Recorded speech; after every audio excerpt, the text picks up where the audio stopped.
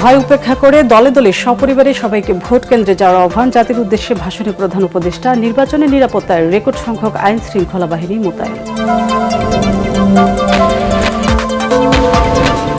ভোটের অপেক্ষায় দেশ, মাঠে সেনাবাহিনী সহ আইন শৃঙ্খলা বাহিনীর বিপুল সংখ্যক সদস্য থাকছেন 1051 জন ম্যাজিস্ট্রেট।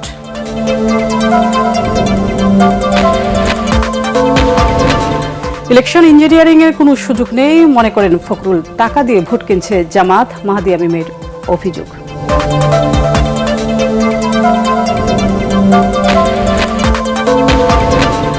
পাতানো নির্বাচন হলে প্রতিরোধের হুঁশিয়ারি জামাতের। প্রশাসনের একটি অংশের বিরুদ্ধে পক্ষপাতমূলক আচরণের অভিযোগ। শফিকুরের সাথে ইইউ প্রতিনিধি দলের বৈঠক।